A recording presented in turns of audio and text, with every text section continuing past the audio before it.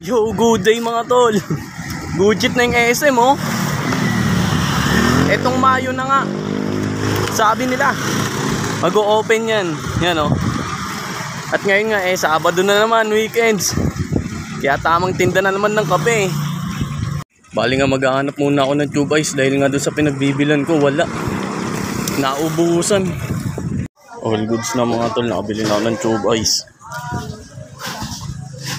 Full pack na mga tol.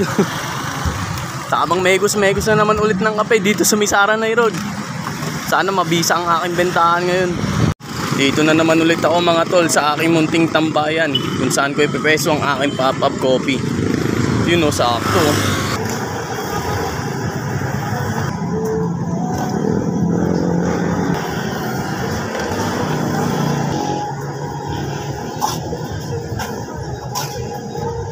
Na mga tol, all goods na.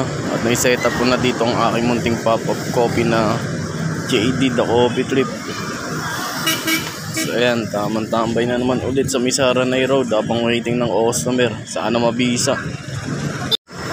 6:30 na nga mga tol at lumilim na. Isa ko ng aking mga bling bling na ilaw para mapansin oyat.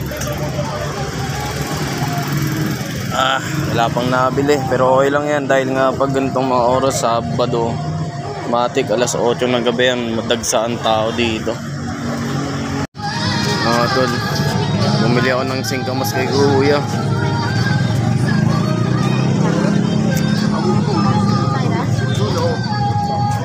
Budget, solid.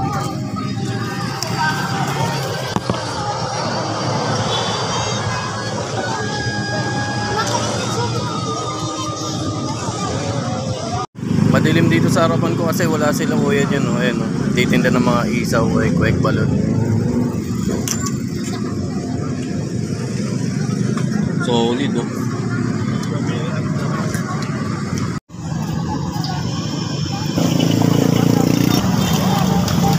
Hinihintay ka nga daw niya. Ma'am, ito po oh. Thank you po. Thank you ma'am. Mga tol, may bumili na rin sa atin. Unang customer yan, sila ma'am. Salamat dahil di na inuwa yung sukli. Whoop, whoop.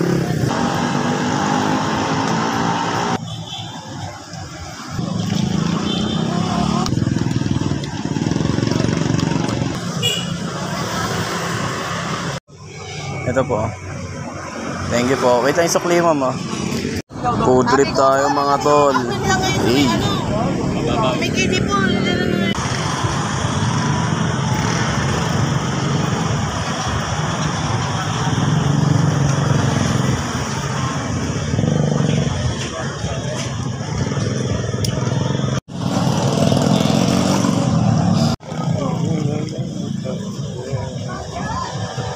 Thank you. Salamat sa inyo po. Ingat po kayo. Yo mga tol, pauwi na nga ako. At maraming salamat sa 3 buyer ko ng ice coffee. Ayun yung mga yung mga tipong gasolina, 'di ba? Yung tipong hangga't may sumusuporta, hangga't may bumibili. Hindi mo kailangan sumuko dahil pag sumuko ka, ikaw din naman yung mawawalan.